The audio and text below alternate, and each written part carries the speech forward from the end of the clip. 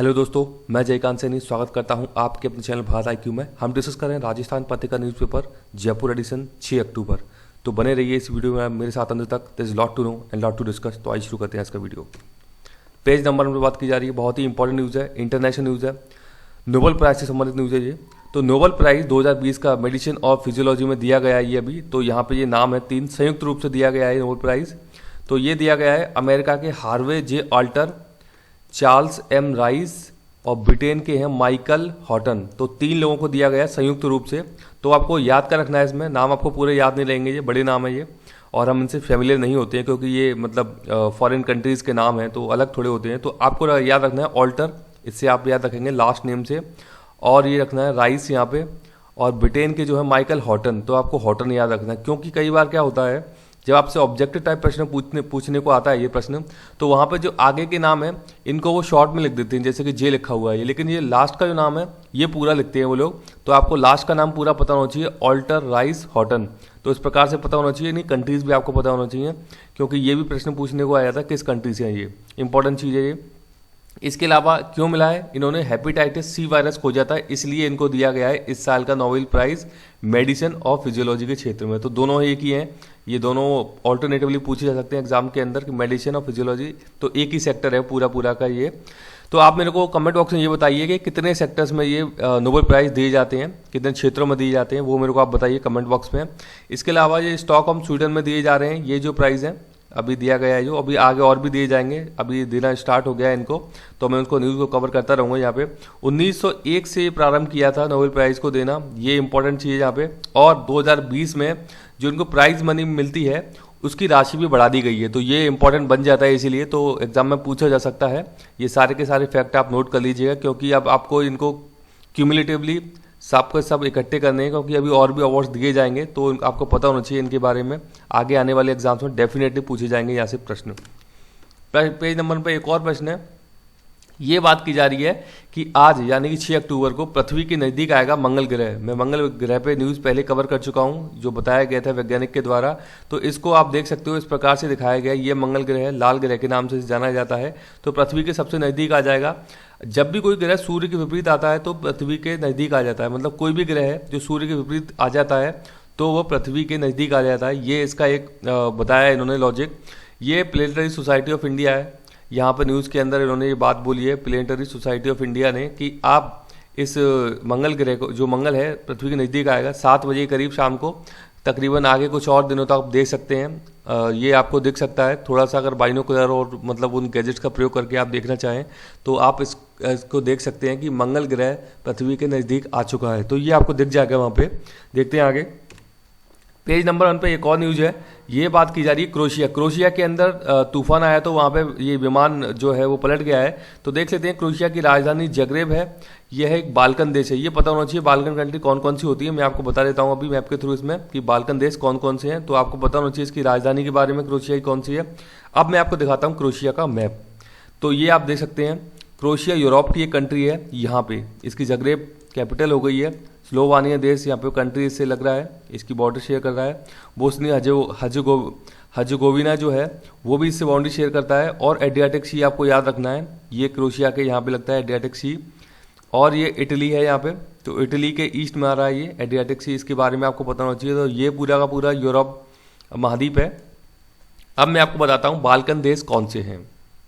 तो ये हैं, यहाँ से देख सकते हैं आप, रोमानिया है, बुल्गारिया है, Serbia, Kosovo, Macedonia, Albania, Montenegro, Bosnia Herzegovina, crochet जिसकी हम बात कर रहे थे अभी, और स्लोवानिया। ये सारे के सारे बाल्कन देश हैं। तो ये आपको पता होना चाहिए इनके बारे में। आप 2-4 बार मैप को देखेंगे तो आपको याद हो जाएंगे, क्योंकि यहाँ से भी प्रश्न पूछे गए हैं पहले पास्ट में कि बाल्कन देश कौन से हैं ऑब्जेक्टिव टाइप प्रश्न में।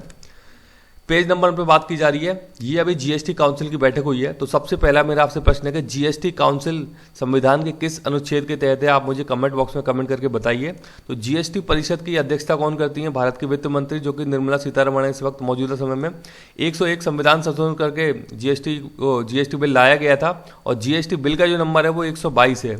101 संविधान संशोधन करके इसको संवैधानिक दर्जा दिया गया था, और जीएसटी का बिल जो लाया गया था उस बिल का नंबर है 122। बिल लाने के बाद ही संविधान संशोधन होता है, ज़रूरी नहीं सारे के सारे बिल पास हो जाते हैं।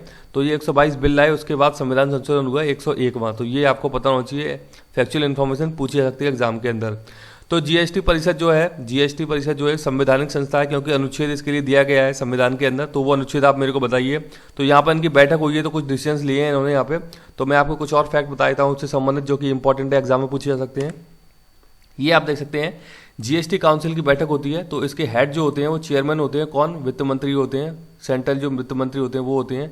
अब केंद्र के हाथ में कितनी पावर है ये आपको पता होना चाहिए। तो 1/3 वोटिंग पावर है केंद्र के हाथ में। जो भी केंद्र के स्टेट मिनिस्टर होते हैं, जैसे यहाँ पे बताया union minister of state finance और रेवेन्यू जो होते हैं, तो केंद्र के मिनिस्टर भी यहाँ पे हिस्सा लेते हैं जीएसटी काउंसिल की बैठक में। तो उनकी पावर 1/3 है वोटिंग पावर।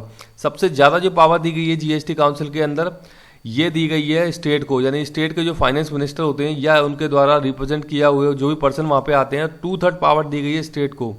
मतलब कि राज्यों को जो पावर दी गई है यहाँ पे ज़्यादा दी गई है इंस्टीड ऑफ सेंट्रल के। तो सेंट्रल के पास 1/3 पावर है, यहाँ पे 2/3 पावर है राज्यों के पास में। अब इसमें मिनिमम क्वारम कितना चाहिए? यदि आप इसकी बैठक स्टार्ट करना चाहते हो तो 50% मेंबर होने चाहिए जीएसटी काउंसिल के। तो ये इसका क्वारम है।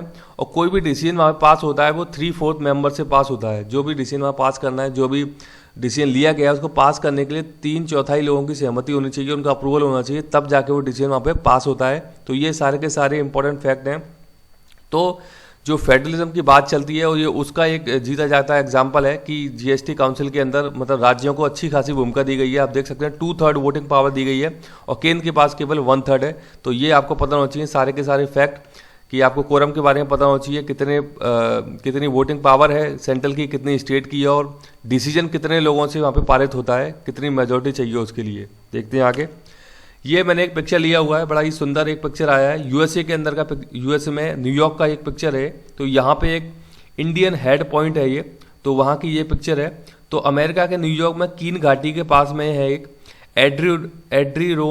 एडिरोनडेक पार्क, लोअर ऑजेबल झील के ठीक सामने है ये। ऑजेबल जो लेक है उसके ठीक सामने है इंडियन हेड पॉइंट। तो बड़ा ही सुंदर एक दृश्य है ये, तो मैंने यहाँ पे कवर किया है ये। आई होप कि आपको भी अच्छा लगा होगा। देखते हैं आगे। पेज नंबर 8 पे बात की जा रही है, ये है गैप सागर की बात, यहाँ पे न्यूज़ कवर की गई है। तो देख लेते हैं कुछ इंपॉर्टेंट फैक्ट। गैप सागर झील डूंगरपुर के अंदर है। झील के पास राजेश्वर का मंदिर है, ये पूछा गया एग्जाम्स के अंदर, जो कि भगवान शिव को समर्पित है। तो ये आपको पता होना चाहिए, गैप सागर झील के पास एक राजेश्वर का मंदिर है जो कि भगवान शिव को समर्पित है, और गैप सागर झील डूंगरपुर जिला के अंदर स्थित है। पेज नंबर 9 पे बात की जा रही है, ये बात की जा रही है गोल्ड से संबंधित, यानी सोना आपको पता है बहुत ही इंपॉर्टेंट हाईली लिक्विड एसेट्स है सोना एक। आपको पता है हाईली लिक्विड एसेट्स क्या होते हैं? जैसे कि आपकी मुद्रा जो करेंसी है भारत का, जैसे रुपीज़ है, हाईली लिक्विड है। आप किसी को भी देके कुछ भी चीज़ें खरीद सकते हो, आप तुरंत लिक्विड हो जाता है। मतलब वो आपको ऐसा नहीं कुछ इंतजार करना पड़ेगा। जैसे कि सपोज आपके पास कार है, तो आप कार को इमीडिएटली नहीं लिक्विड करा सकते हैं, उसके लिए कुछ टाइम लगता है, किसी से बात करनी पड़ेगी, वो फिर बताएगा कि मैं खरीदूंगा, इतने पैसे दूंगा आपको। लेकिन गोल्ड एक ऐसी चीज़ है जो कि मुद्रा की तरह, करेंसी की तरह, आप इमीडिएटली आप इससे कुछ भी चीज़ें खरीद सकते हो। तो इसे हाईली लिक्विड एसेट्स माना जाता है गोल्ड को, मतलब करेंसी के बाद में। तो इसलिए ये चीज़ें इंपॉर्टेंट हो जाती हैं। तो यहाँ पे वर्ल्ड गोल्ड काउंसिल है एक, तो उसने अभी अपनी रिपोर्ट जारी की है। इसका हेडक्वार्टर लंदन यूके के अंदर है। इसने बताया है कि सबसे ज़्यादा जो सोना है वो अमेरिका देश के पास है, और भारत का जो स्थान है वो 9वें स्थान पे आता है इस मामले में। जबकि आपको पता है भारत में कितनी डिमांड रहती है लोगों को गोल्ड की, उनका जो कल्चर है वहाँ पे गोल्ड कितना लोग वो पसंद करते हैं भारत के अंदर। तो भारत का फिर भी 9वां स्थान है, और अमेरिका के पास सबसे ज़्यादा गोल्ड है दुनिया के अंदर। तो ये बात बताइए वर्ल्ड गोल्ड काउंसिल ने, ये इसके बारे में आपको पता होना चाहिए। देखते हैं आगे। पेज नंबर 9 पे बात की जा रही है, ये बात की जा रही है DHFL। आपने बहुत नाम सुना होगा DHFL का। तो ये इसका फुल फॉर्म है दीवान हाउसिंग फाइनेंस कॉर्पोरेशन लिमिटेड, ये आपको पता होना चाहिए। तो यहाँ पे बताया गया है कि इससे संबंधित कुछ घोटाला है, तो RBI ने उससे संबंधित कुछ न्यूज़ यहाँ पे कवर की गई है। इसका मुख्यालय जो है DHFL का, वो मुंबई के अंदर है। तो DHFL मोस्टली क्या है, घर बनाने के लिए लोन देने का काम करता है। बड़ी बड़ी सिटीज़ में आपने इसका बहुत ज़्यादा नाम सुना होगा, टीवी पे ऐड भी आपने देखा होगा DHFL का। तो ये इसका घोटाले से संबंधित कुछ यहाँ पे न्यूज़ कवर की गई है। तो DHFL की फुल फॉर्म आपको पता होना चाहिए, इसका हेडक्वार्टर बम्बई के अंदर स्थित है। पेज नंबर 10 पे बात की जा रही है, ये बात की जा रही है कि पश्चिम बंगाल जो है तो वहाँ पर राज्यपाल और मुख्यमंत्री के बीच तकरार चलती रहती है। तो आपको वहाँ के राज्यपाल का नाम जरूर पता होना चाहिए, जगदीप धनखड़। बार बार इनका नाम निकल कर आ रहा है क्योंकि इनमें टसल चल रही है, राज्यपाल और मुख्यमंत्री के अंदर बात नहीं बन पा रही है। जो कॉपरेशन चलता है कि किस प्रकार से राज्य को चलाना है, तो वहाँ पर ये चीज़ें नहीं आ रही, तो बार बार अपने स्टेटमेंट निकाल के लेके आते हैं धनखड़ साहब वहाँ पे। तो आपको पता होना चाहिए मुख्यमंत्री ममता बनर्जी है वहाँ की, और राज्यपाल का नाम है जगदीप धनखड़। पूछा जा सकता है एग्जाम्स के अंदर। पेज नंबर 10 पे बात की जा रही है। ये बहुत ही इंपॉर्टेंट न्यूज़ है, आपसे पूछा तो नहीं जाएगा एग्जाम्स के अंदर, लेकिन एक अवेयरनेस के लिए ज़रूरी है आपको जानना। यहाँ पे अभी क्या किया गया है, थर्ड पार्टी सड़क दुर्घटना होने पर मिलेगा बीमा का पैसा बिना कोर्ट जाए, मतलब कोर्ट के चक्कर नहीं लगाने पड़ेंगे आपको और पैसा मिलेगा। थर्ड पार्टी क्या होती है, सबसे पहली बात तो ये होती है। अब बताता हूँ, आप कोई भी, जैसे आप सपोज आपने कोई स्कूटर परचेज किया तो वहाँ पे उसका एक इंश्योरेंस होता है, वो इंश्योरेंस फर्स्ट पार्टी और थर्ड पार्टी दोनों का ही होता है। अब थर्ड पार्टी कौन होती है, पहले बताऊँ। फर्स्ट पार्टी कौन होता है, जो उसका ओनर होता है व्हीकल का, वो होता है फर्स्ट पार्टी। सेकंड पार्टी जो बीमा करती है, यानी कि जो कंपनी है, वो सेकंड पार्टी। और थर्ड पार्टी वो होती है जो कि आपके वाहन से कोई भी दुर्घटना हुई है जिसमें उसे नुकसान हुआ है, तीसरी पार्टी को, उसे हम बोलते हैं थर्ड पार्टी।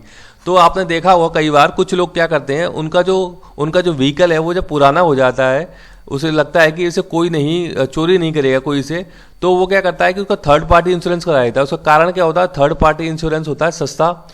जब आप दो फर्स्ट पार्टी और थर्ड पार्टी कराते हो तो वो होता है महंगा, और third party, only third party insurance होता है सस्ता। तो बहुत सारे लोग थर्ड पार्टी इंश्योरेंस करा देते हैं। उस केस में क्या होता है कि आपका व्हीकल यदि चोरी चला जाता है तो आपको कोई इंश्योरेंस नहीं मिलेगा, इंश्योरेंस का पैसा। लेकिन जब भी कोई थर्ड पार्टी उससे इंजर्ड होती है, हार्म होती है, तो वहाँ पर उसका बीमा का पैसा उसे जरूर मिलेगा। तो अब क्या करने जा रहे हैं ये लोग कि थर्ड पार्टी जो है उसको पहले कोर्ट के चक्कर लगाने पड़ते थे अपनी बीमा की राशि हासिल करने के लिए, प्राप्त करने के लिए। तो अब ऐसा सिस्टम जनरेट करने जा रहे हैं ये लोग, उसके लिए नोटिफिकेशन लाएंगे शायद अगले महीने तक, कि उसको मतलब इजीली इंश्योरेंस कंपनी से पैसे मिल जाएंगे, कोर्ट के चक्कर नहीं लगाने पड़ेंगे थर्ड पार्टी को। क्योंकि बहुत सारी दुर्घटना होती हैं, सड़क दुर्घटनाएं।